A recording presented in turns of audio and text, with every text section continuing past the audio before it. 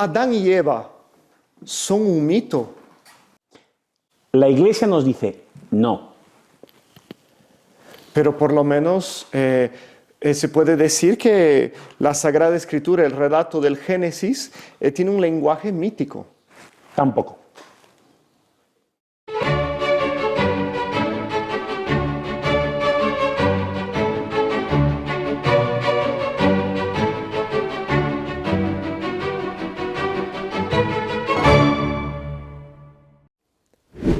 Salve María, soy el hermano Luis Carlos de los Heraldos del Evangelio y hoy estamos aquí con don Fernando Pío, que es licenciado en Teología por la Universidad Gregoriana de Roma y hizo el doctorado en Teología por la Universidad Santo Tomás de Aquino de Roma también, la misma ciudad. Y estamos aquí para que nos explique esto. Don Fernando, ¿cómo es esto? ¿Realmente existió Adán y Eva? No se podría decir, ellos tienen una existencia teológica realmente. Bueno, hay que hablar lo siguiente. El concepto, la explicación en lo que se llama el relato de la creación es fundamental para el mensaje de la fe. Lo que no podemos decir absolutamente desde un punto de vista teológico, católico, para nosotros creyentes no se puede decir que sean un mito. ¿Por qué? ¿Qué es un mito? Si hablamos desde un punto de vista del lenguaje, en español, el diccionario de la Real Academia Española nos dice que el mito es una narración maravillosa situada fuera del tiempo histórico y protagonizada por personajes de carácter divino o heroico. O también una historia ficticia o personaje literario o artístico que encarna algún aspecto universal de la condición humana. Entonces, estas dos definiciones que nos provee el diccionario necesariamente se sitúan fuera del tiempo y fuera de la historia. Don Fernando, perdón, porque un inciso, porque de hecho últimamente se está oyendo mucho hablar, incluso en medios católicos, que es eso, que ellos son un mito, que no existieron, incluso en libros de texto, etc. Sí, no es la primera vez que se escucha en ciertos ámbitos católicos, e incluso de un cierto nivel educativo, decir que no, que es que la Iglesia lo reconoce como un mito. Pero ojo, primero que ya hemos dado una definición lingüística. Si hablamos de mito, estamos diciendo una cosa que no existe. Esto es un punto. Pero bueno, ¿qué dice el catecismo? No nos olvidemos. El catecismo es la expresión del magisterio. No es el magisterio, pero es la expresión del magisterio. Por ejemplo, si mañana hubo una modificación por absurdo que dijera que Dios no existe, primer punto del catecismo, Dios no existe. La Iglesia Católica no enseñaría que Dios no existe. Sería un fallo, sería un error. Una herejía. Una herejía. Dios obviamente existe. No puede ser reflejado una idea contra el pensamiento de la Iglesia en el catecismo. Pero estamos hablando del catecismo en cuanto tal. La definición de mito nos aparece en dos momentos en el catecismo de la Iglesia Católica. En concreto, en el punto 285, que habla justamente de la creación.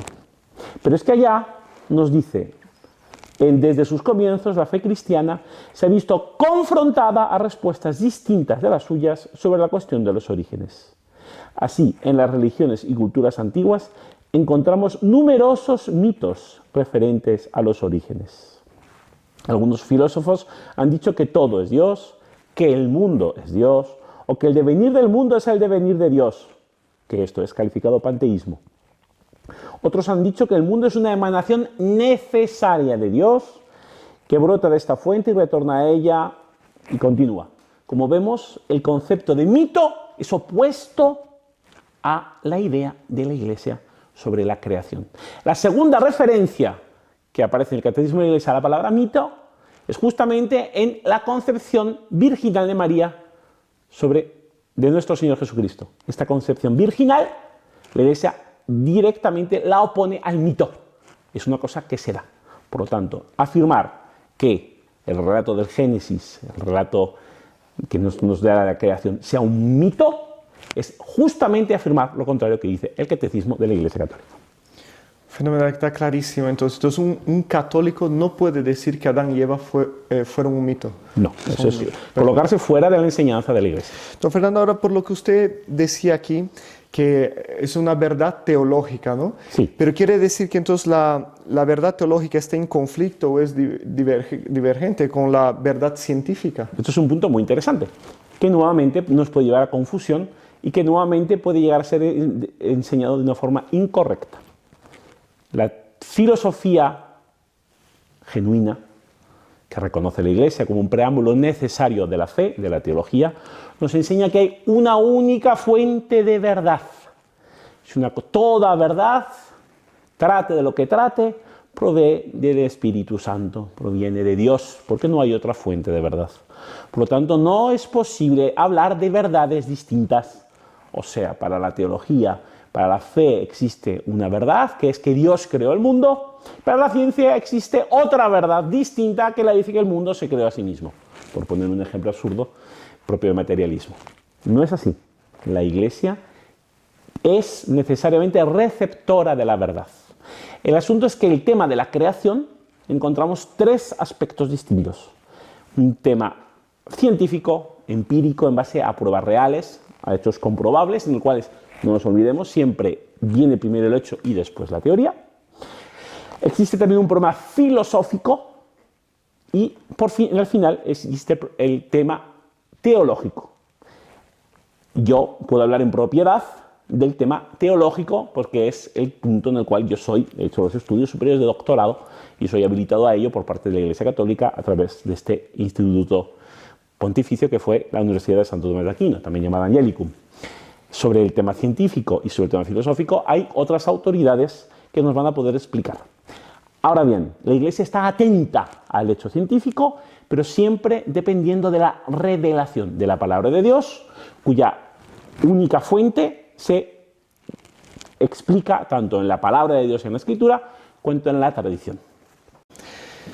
Don Fernando, entonces otra pregunta también que a veces muchos católicos tenemos es que, o sea, la teoría de la evolución es compatible con la doctrina de la Iglesia. Aquí hay un elemento terminológico, epistemológico de la ciencia que es importante diferenciar.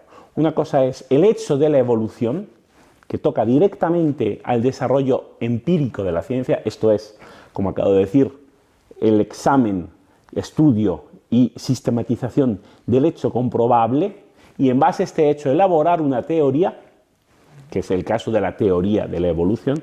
Otra cosa es cuando hablamos del evolucionismo, que ya aquí es una ideología, es una idea que en cuanto a origen él toma elementos de la teoría de la evolución, pero pretende ser autoconclusivo. Esto es, expulsar o no considerar una hipótesis que no sea material.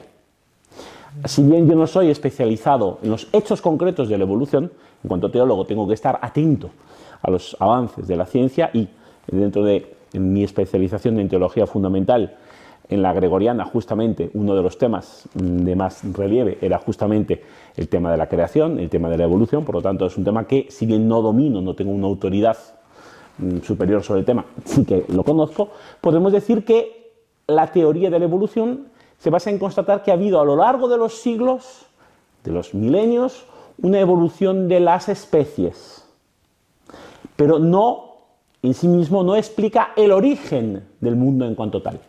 Es capaz de explicar cómo de un sitio, de un elemento determinado, se llega a otro, pero no el hecho fundamental en sí. ¿Por qué existe el mundo? En este sentido, esto sería la teoría de la evolución. El evolucionismo, en cuanto tal, en bastantes ramas, porque esto hay autoridades científicas que lo pueden explicar mejor, básicamente, a efectos de esta explicación, da una explicación cerrada. Dependiendo de diferentes variantes, constituiría que el mundo existe porque existe. O sea, no está abierta a aceptar algo sobrenatural. O sea, todo sobrepasa el ámbito empírico. ¿En qué sentido? El mundo, ¿por qué existe? ¿Qué había antes de la existencia? La ciencia no nos puede responder a ese punto. Porque la ciencia, si aceptamos el método empírico, claro, se basa sobre hechos comprobados. Entonces, la existencia es básica para la ciencia. Una cosa existe. ¿Qué pasaba antes de que existiera? No lo sabemos. No hay elementos no existentes que la ciencia pueda comprobar. Por otro lado, uno de los datos básicos de lo que es la ciencia empírica es la falsabilidad o la reproducción del hecho. Si yo elaboro una doctrina, un hecho, y lo puedo replicar, ese hecho pasa a ser explicado científicamente. La creación del mundo, por su propia sustancia, es filosóficamente imposible de ser reproducido, por lo menos en los estados actuales de la ciencia. Un científico no puede cerrarse a que en un futuro, a lo largo de un desarrollo en este momento desconocido, la ciencia fuera capaz de crear otra vez el universo entero. Yo sinceramente no veo cómo, claro, pero imposible no es. Entonces, en este momento, el hecho científico nos dice, podemos explicar lo que ha pasado en medio, no el inicio. Esto sería la teoría de la evolución. Si pretendemos explicar también lo que ha pasado en cuanto no tenemos datos, sobrepasa ya el ámbito científico-empírico, entramos ya en el filosófico-teológico. Perfecto. Por lo tanto, solo para quedar claro aquí, entonces la diferencia entre teoría de la evolución y evolucionismo es que un católico puede aceptar la teoría de la evolución, pero no ser un evolucionista. Exactamente, pero esto de aquí es una cosa que, esto fue reciente. Alguno puede decir, no, esto fue en los años 90 con Juan Pablo II. No, 1958, con Pío XII, ante dudas que surgían, dijo que la teoría de la evolución era aceptable en cuanto que hubiera una serie de puntos firmes que la revelación por medio de la palabra de Dios nos decía que no pueden ser prescindidos, no son prescindibles porque no serían compatibles entonces con lo que la providencia nos ha querido transmitir. Perfecto. Por lo tanto, Adán y Eva sí existieron, aunque un católico pudiese aceptar la teoría de la evolución, que evolucionaron hasta ellos. ¿Qué ocurre? Hay que entender, esto ya desde San Agustín, no es precisamente el siglo pasado, nos dice, la Sagrada Escritura no trata de explicarnos cómo se hizo el cielo, sino cómo se va al cielo. La Sagrada Escritura tiene una función pedagógica de explicación del diseño amoroso de Dios hacia los hombres. Y eso es el núcleo fundamental. Por poner un ejemplo mucho más concreto y mucho más accesible que el de la propia creación, pero con un hecho conectado, la resurrección. La Sagrada Escritura nos dice como hecho cierto y fundamental de nuestra fe que Cristo resucitó, pero no explica el proceso fisiológico. La Sagrada Escritura nos dice que Jesucristo resucitando tomó un cuerpo idéntico en apariencia, pero distinto en propiedades del cuerpo que tenía cuando estaba en la tierra, que es el cuerpo glorioso, pero tampoco nos dice cómo se da esa sublimación material de un estado del cuerpo al otro, porque nuevamente la Sagrada Escritura no es un manual de instrucciones, sino es el reflejo amoroso de la voluntad de Dios. Bueno, antes de continuar, quiero recordarles que si les está gustando este programa, no se olviden de suscribirse, de accionar la campanita y de compartir con sus amigos. También de poner comentarios que nos ayuden a hacer nuevos programas. Si tenéis dudas de otros asuntos que queréis saber, pues colocar ahí en los comentarios. Estamos iniciando este programa que se llama Escalera de Jacob, Conoce las Sagradas Escrituras, y bueno, continuamos aquí con don Fernando Pío.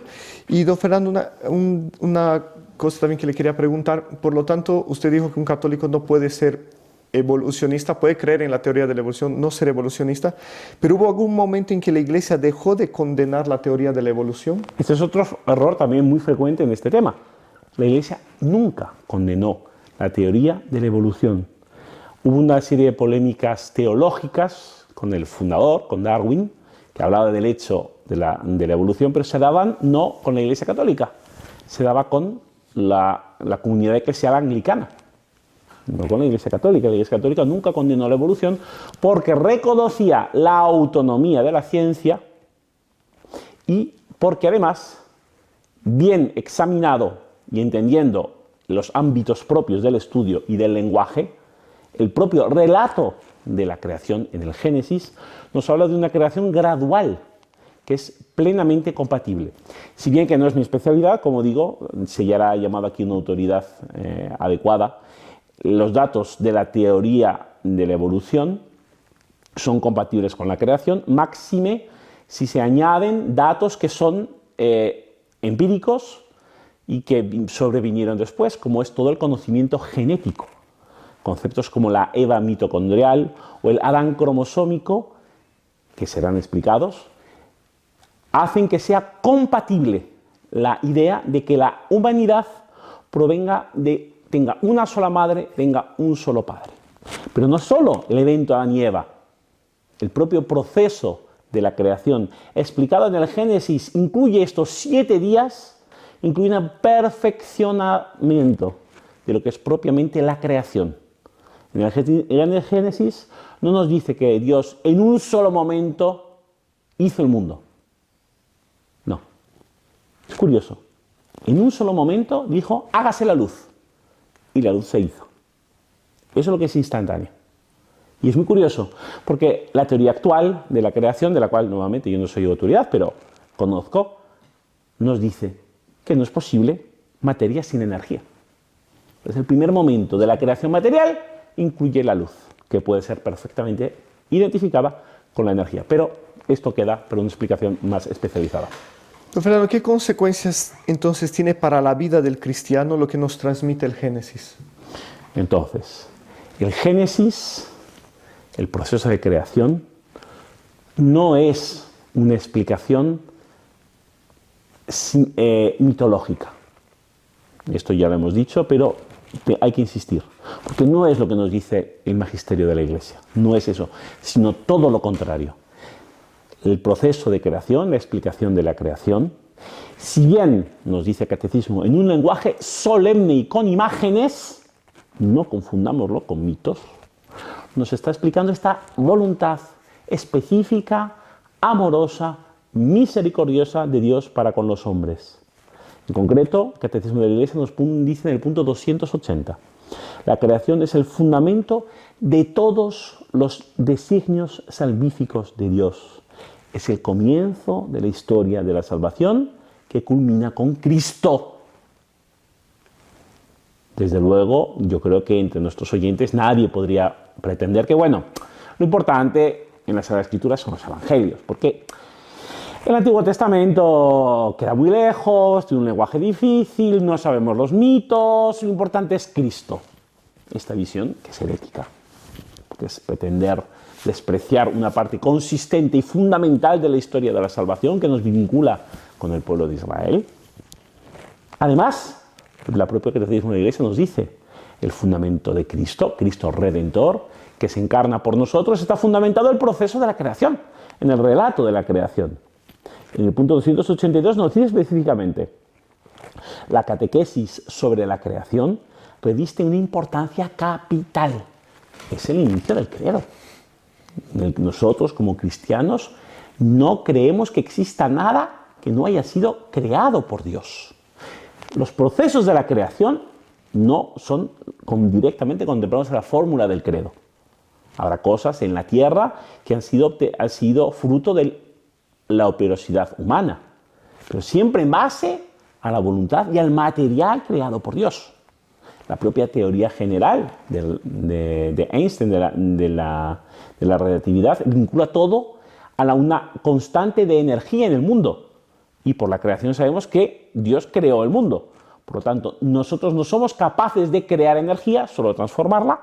Por lo tanto, todo aquello que seamos capaces de hacer habrá requerido una energía previamente existente a nosotros y esa energía la ha creado Dios. Por lo tanto, hay una vinculación directa. ¿De acuerdo? Y además, esto es muy importante, nos permite un auténtico diálogo y una respuesta no solo a nuestra cultura, no solo a nuestra vida, sino, como dice el Catecismo, a la pregunta básica de los hombres de todas las culturas, de todos los tiempos, de todos los países del mundo.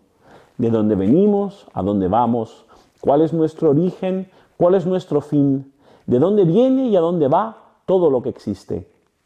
Estas son dos cuestiones, el origen y el fin, que son inseparables y no hay cultura en el mundo y en el tiempo que no haya llegado a planteársela. Por lo tanto, necesita una respuesta. Esta pregunta, colocada en la esencia del hombre, es a la cual la Iglesia, por la revelación, nos da la respuesta. Y esta respuesta es Cristo. Impresionante, y da la impresión que esa idea que se está infiltrando, penetrando en la Iglesia, especialmente en estos últimos años, como por ejemplo que Adán y Eva es un mito, etc., da toda la impresión que es para negar de alguna manera la propia redención, ¿no? Si no existió Adán y Eva, no hubo pecado original, o cuál es el origen, negando todo eso, se puede negar incluso la redención de nuestro Señor Jesucristo, ¿no? Y también nos da la impresión que sigue siendo muy presente en la iglesia actual lo del pecado original, ¿no? La existencia del pecado original en la iglesia. Es que está íntimamente vinculado. Está íntimamente vinculado. El tema del pecado original tiene un vínculo fundamental sobre el proceso de creación porque es el origen de la humanidad y justamente por eso está al inicio de la palabra de Dios. Un punto también muy importante que hemos dejado antes por responder, el tema del lenguaje simbólico.